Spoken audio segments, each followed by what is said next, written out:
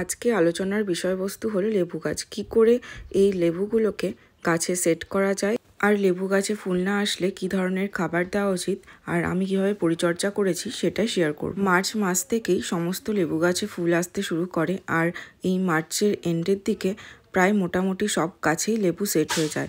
যেসব গাছে এখনও ফুল আসেনি সেই সব গাছে এখন নাইট্রোজেনযুক্ত খাবার না দেওয়াই ভালো। নাইট্রোজেনযুক্ত খাবার এখন দিলে গাছে যদি ফুল ফল আসে তাহলে সেই ফুল ফলগুলো ঝরে যাবে, আর গাছ তার নিজের গ্রোথের দিকে নজর দেবে, অর্থাৎ আবার নতুন নতুন পাতা আসবে। গাছে ফুল না আসলে কিংবা গাছে ফুল আসার আগে আমি যে খাবারগুলো গাছে ইউজ করেছিলাম তার মধ্যে ছিল সেই মিক্স খাবার, যার মধ্যে ছিল হাড় গুঁড়ো, শিংকুচি, লাল পটাশ, নিমখোল সামান্য 10-26-26 আর 0-52-34।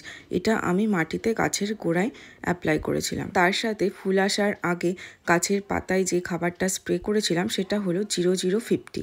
এটা গাছে ফুল আনতে সাহায্য করে। গাছে ফুল আসার আগে এই পরিচর্যাগুলো করতে হবে, না হলে গাছে ফুল দেখার পর যদি এই পরিচর্যাগুলো করি তাহলে গাছের ফুল পড়ে যাওয়ার প্রবল সম্ভাবনা থাকে। যখন ফুল চলে আসে তখন আমি খুব একটা গাছে কোনো হার্ড খাবার ইউজ করি না। তারপরে এই রকম যখন গুটি সেট হয়ে যায়, গাছের ফল যখন এই রকম অবস্থায় থাকে, সেই সময় আমি আরেকবার মিক্স খাবার ইউজ করি।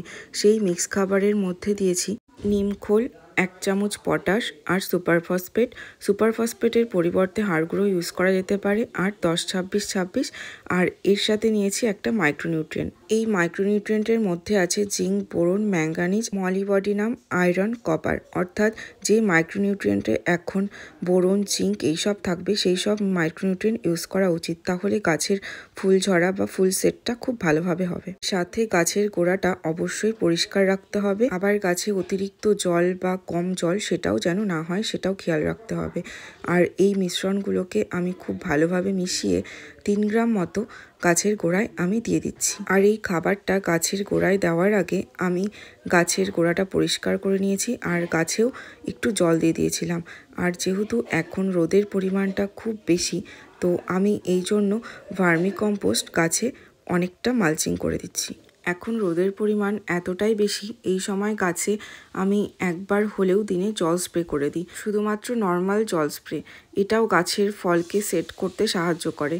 আর গাছে ফুল থেকে যখন ফলে পরিণত হয় তার কিছুদিন বাদেই আমি একটা ভালো মাইক্রোনিউট্রিয়েন্ট স্প্রে করেছিলাম, আর সেটা হলো বায়োভিটা এক্স। এটাও গাছে ফল সেট হতে বা ফলের বৃদ্ধিতে খুব ভালো সাহায্য করে। আর মাইক্রোনিউট্রিয়েন্ট স্প্রে করার আরও 20 দিনের মাথায় আবার একবার গাছে স্প্রে করা যায়। আর জলটা অবশ্যই ঠিক রাখতে হবে, কারণ বর্ষার সময় ডাইব্যাক আসে।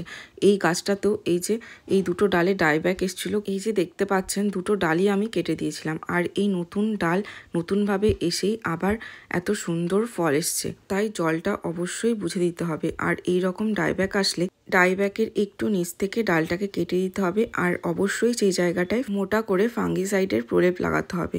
আর আমি এইভাবেই গাছটাকে রিকভারি করেছি। আর কচি পাতা যেহেতু ডালে থাকে এই সময়, তো কচি পাতাগুলোতে অ্যাটাক হয়।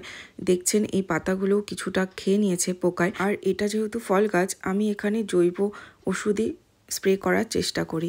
গাছে সুপার সোনাটা খুব ভালোভাবে স্প্রে করে দিয়েছিলাম। এটা পিজিআরও বটে, গাছে ফলের বৃদ্ধিতেও সাহায্য করে। শুধুমাত্র এই কয়েকটা জিনিস খেয়াল রাখলেই গাছে প্রচুর পরিমাণে ফুল আসবে, সাথে গাছে ফলও সেট হবে। তাই গাছে ফুল আসা থেকে ফল সেট হওয়ার পরে ফলের বৃদ্ধি যাতে খুব ভালোভাবে হয় সেই জন্য এই খাবারটা মাটিতে দিয়ে রাখতে হবে। কারণ এই ছোট্ট গাছে যতগুলো ফল ধরেছে সেটাকে বড় করার জন্য খাবার দরকার। প্রয়োজন মতো যদি গাছ পুষ্টি না পায় তাহলে এই ফলগুলো ঝরে যাওয়ার সম্ভাবনা থাকবে। তাই অবশ্যই এই খাবারগুলো মাটিতে দিয়ে রাখতে হবে। তবে অতিরিক্ত খাবার কখনোই গাছে দেওয়া যাবে না, অতিরিক্ত খাবার দিলেও গাছে ফুল ঝরে যাবে।